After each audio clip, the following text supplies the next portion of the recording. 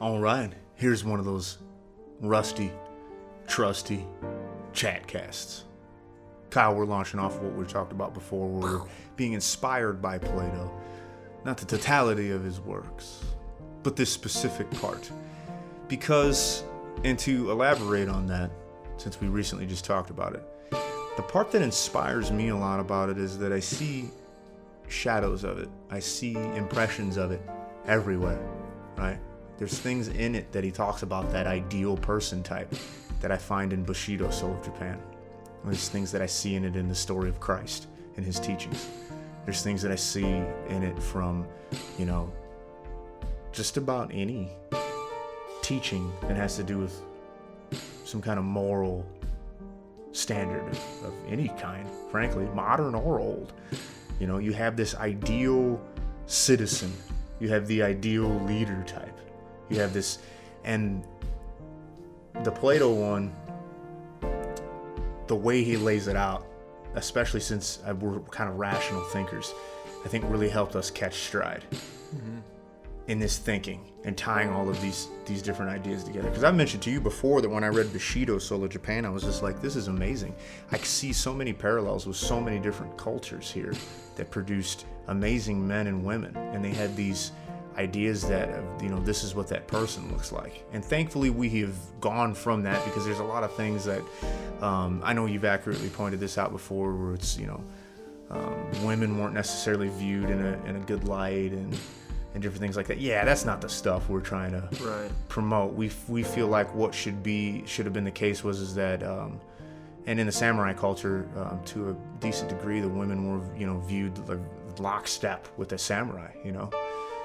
The samurai family was special. It was an important thing. But anyways, to just be specific, it's like, even though the star is gone, the light still shines on you for all the years that it takes for it to travel to you, right? That's Natsunotobi says that in Bushido, and I love that. Because the star might die, but the light that's millions of years away is still shining on you. And that's kind of the vibe that I'm picking up from this, Yeah. And so anyways, with that, we're going to go briefly over these person types, group types, and what I want to garner from this is how it is applying to us and what you're going to see us try to do with the videos and take care of the whole person, right? Mm-hmm. Because that's the ultimate thing that he says, is the leaders in your culture should be the people that represent these components from all of these groups. Not just one, because you get a different kind of person. Now, while that's not ideal, you're not going to get this. That's not what we're after either. But it's that inspiration that is like, oh, wow, there's this thing about the well-rounded person. Just like the samurai had you not only be a samurai, but you were involved in art, right? And different things like that. And this is kind of what that feels like. And so one of the first groups that he talks about, I don't remember in order. I just remember in my brain in a certain order. I don't remember if it's in order of any of his writings, but it was the producers, right? And so the producer groups, which I think is a great name. I really like that name. It makes me feel positive when I hear that, a producer, instead of something like drone or worker. Yeah. Or, like producer. That sounds cool. And, right. and like it can mean a lot. And it can carry a lot of weight in the heart and the head. And that's where these doctors and nurses and shoemakers and your welder and your plumber and your preacher and teachers, and that's where those people exist, right? So like 98% of us, that's what we are, right? In this society, we would be in the producer class. Be in the producer class. Yeah, and it wasn't looked down upon, but I really like that. Now, what aspects of the producer class, in the lens of creating the more well-rounded guardian type person that he mentions later,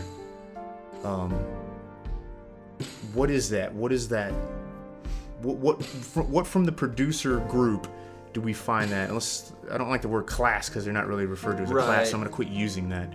But that producer group, what aspects of the human experience should we pluck from that? The thing that I really liked about it is how he made it. I think a lot of times I feel like when I do medial things, like when I'm working my 9 to 5s, like I'm not doing anything important or meaningful or anything, like I'm not contributing in any way.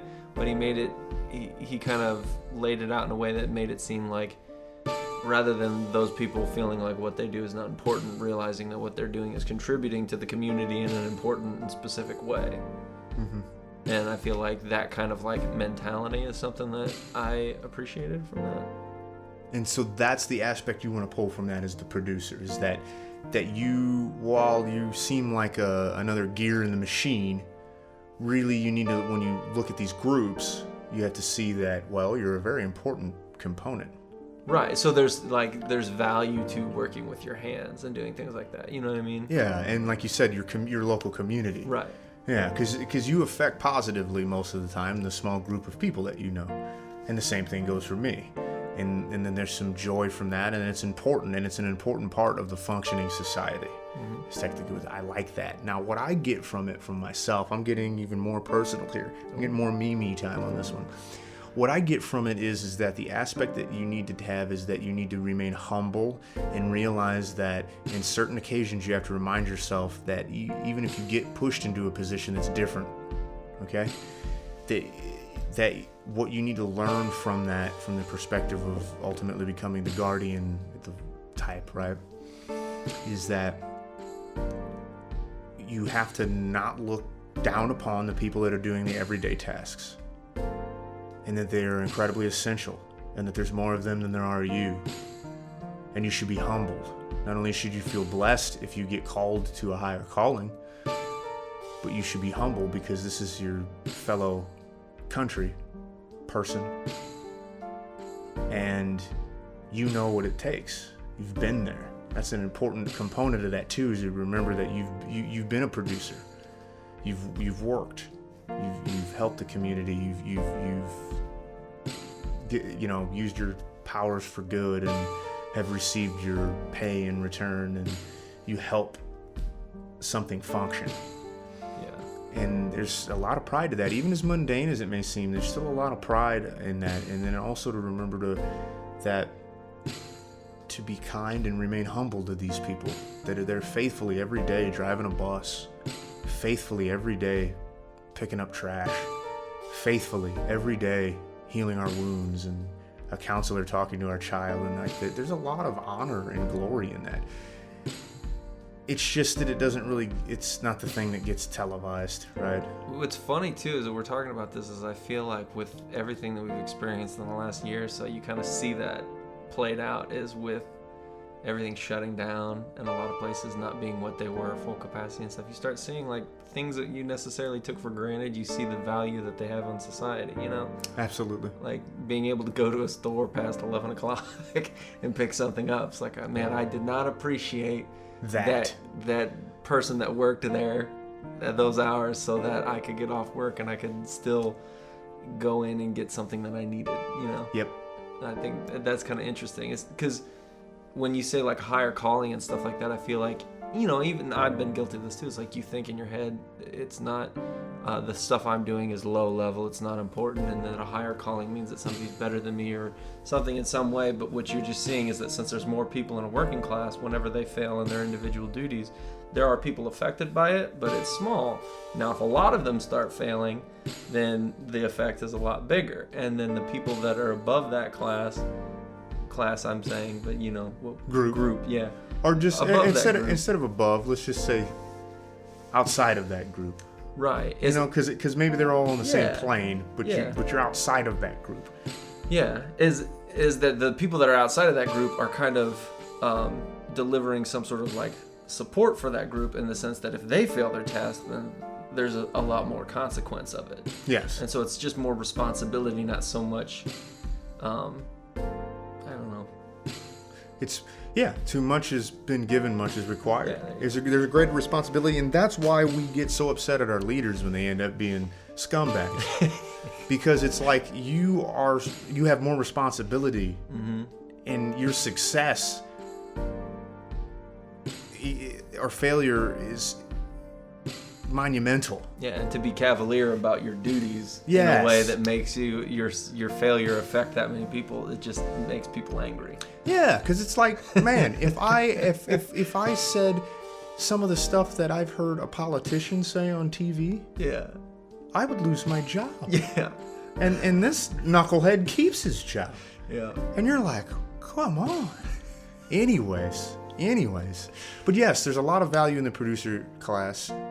Again, we keep using that word. I think we've been indoctrinated to use that word, frankly. It keeps coming out, but I blame CNN. but the group, okay? So the producer group, and there's this, and there's a lot of just, it comes with this humbling feeling to it, you know? The person, like I said, that goes and gets and delivers you the mail every day. It's like you see all of these things and you're like, man, thank you for this. Yeah. And then you are a part of that too. You might be that person to somebody. If you're working in a coffee shop and you're in college and you're just trying to scrape by, it's like that guy that might be a little bit rude to you in the business suit that you don't really necessarily like he may not realize how important you are and thinks that you're replaceable, and okay, get it. They'll just hire somebody else that comes in there, but no, you're still important. Yeah. You're an important component. You're there. But it's hard to work a thankless job. I understand that too. But anyways, we can keep going down that rabbit hole. We're not going to. That's just a brief overview of the producer group and what we want to pull from that. And yeah, I'm just thinking and trying to speak at the same time, and it's not working out too well. I just wanted to make sure I covered everything I wanted to cover in this. I think this is about as good as it's getting, so we'll see you next time. Peace.